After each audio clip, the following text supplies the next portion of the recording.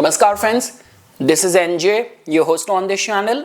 So guys, in this video I will share another technique which I generally use and which lately have been giving me good results, especially when it comes down to the concerns of the matrimonial alliance. Like let's say for example, if you are of that marriageable age, you are sincerely on a lookout for a partner for yourself. So when it comes down to that, what could be the factors which triggers those energies where the proposal comes to you, or where the stars help you, support you in order to run into your kind of soulmate. So what could be the combinations, how to see that? So guys, over here first I will talk about the age old traditional technique which we all follow in our system. So that's very simple.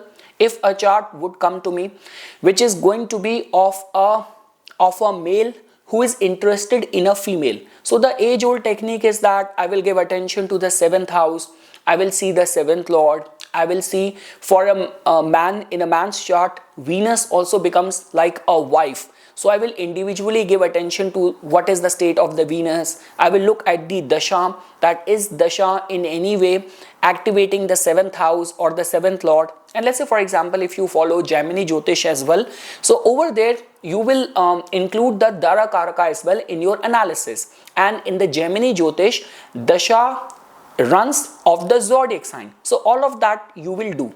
But now guys, lately what I have seen is that this is not giving that much results, especially when we are living in a day and age over where the matrimonial apps like all those Hindu Indian matrimonial apps, over where with the sincere intention you are available in those apps to find a soulmate for yourself. And in certain cases over where like you still have those uncles and relatives who act like a matchmaker within the close family ties as well. So now comes the question that what all are the combinations, which all are the transit which give you answer towards that this could be the year or these could be the months over where some proposal would come to you or a right candidate will knock the door of your house. So what all combinations you have to give attention to?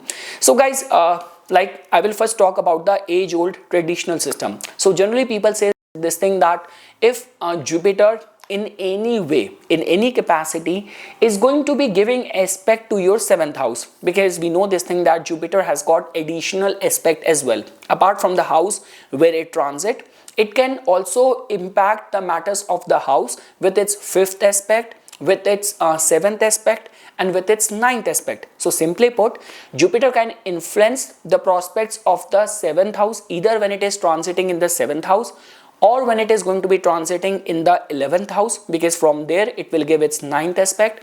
If it is going to be transiting in the 1st house, from where it will give the straight aspect, or if it is going to be transiting in your 3rd house, it will give its 5th aspect. Some people say that when Jupiter in any way transit over your 7th lord, so for example, if your 7th lord is Venus, like for example you are a Aries Lagna and your 7th lord becomes Venus, and if it is placed in the 10th house, so that means Jupiter when it is going to be transiting from the 2nd house, it will still give its aspect to the 10th house.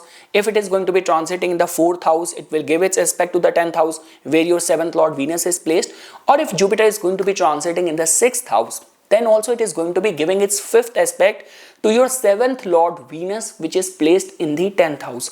But now guys, over here I want to talk about one more area, one more kind of formula which I'm sure will give you good results. That is giving attention to the Arudha of your 7th house. That plays a very significant role, because guys, generally when it comes down to looking at the shadow image of any specific house, so what I have seen in my research or other fellow astrologers to do is that they either look at the Arudha of the ascendant. Beyond any doubt, it becomes very important, especially if you are a politician, if you are an actor, in any capacity, public opinion matters a lot in your life. So in those cases, in those fields, Arudha of your ascendant, Arudha Lagan becomes very important.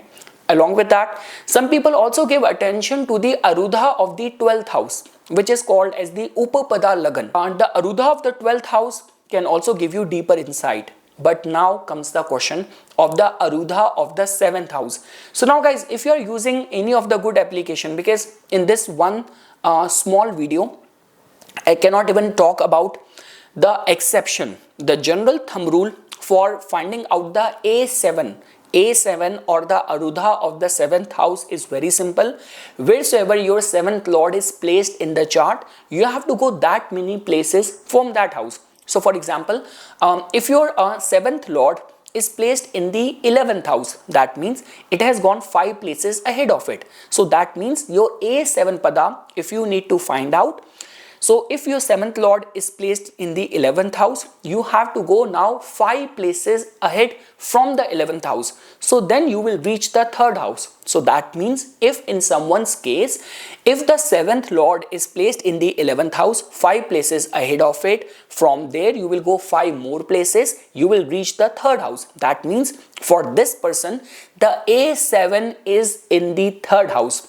Now guys, comes the question over here. Because when we talk about all these kind of matrimonial apps, we talk about all these kind of arranged marriages and all those aunties in our family relation and all, who are like all the time gossiping or like bringing proposal from one family to another family, and all the marriages happening in a very arranged, in a very traditional way.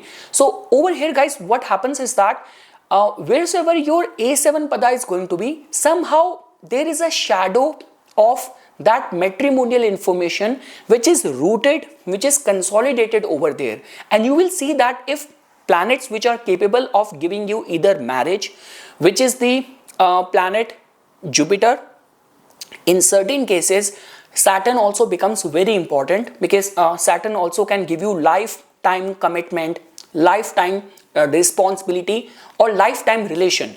So slightly Saturn could be responsible for that, and nothing could be better than that. If in a year, if the double transit is influencing your A7 pada. So guys, now what is going to be happening in the year 2025 after the month of like May, that when Saturn will transit to the Pisces sign, it will give its aspect to the Sagittarius.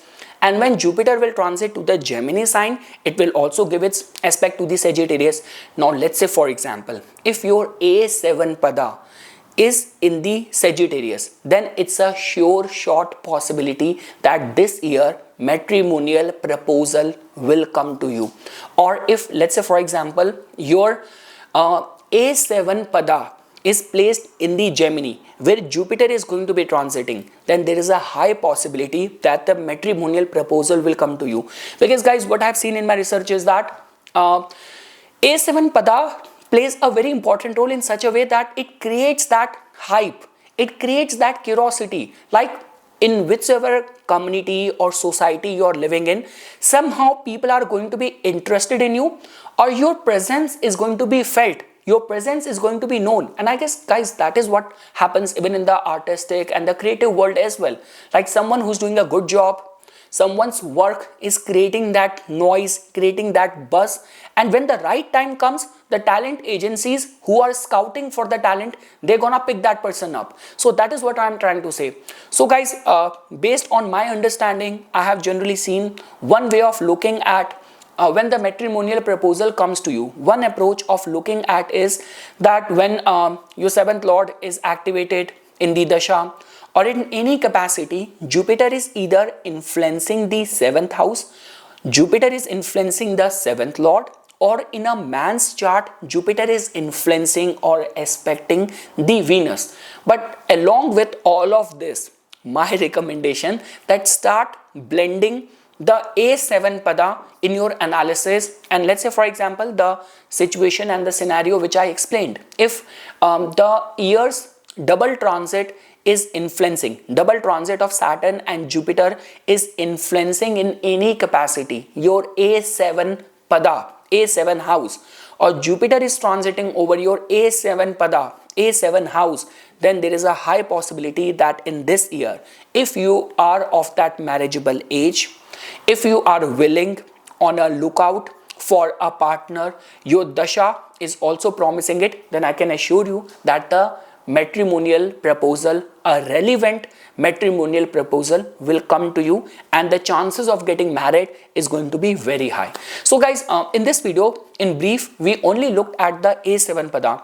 In next few videos, I will also talk about like what could be the importance of the A3 pada, which could be very good for the artist and for the creative people. What is the importance of the A10 pada, A11? I will talk about all of that. But in this video, guys, write it in the comment section. What is your view? What is your finding on that? And guys, let's say for example, if your chart seems to be an exception, like for example, if your seventh lord is placed in the seventh house in itself, or your seventh lord has gone opposite to it, like seventh from its placement, it is placed in the first house, then in those cases, all what I can say is that just stick to the Jagannath Hora software, because over there the calculations by default are relevant, are accurate. All what you have to do is that in a good software like Jagannath Hora software, just key in your details on the main ascendant chart, D1 chart. Just look at where the A7 pada is placed, and after that just wait for, like the way I am on that queue, I am in the line of that matrimonial proposals, so I am sure you will get good results from over there. So yes guys, this is the video. This is something which I wanted to say as a part of my inputs. For furthermore updates and notification on the divine science of Vedic astrology, please subscribe to my YouTube channel and follow me on my Instagram account. Dhanyawad.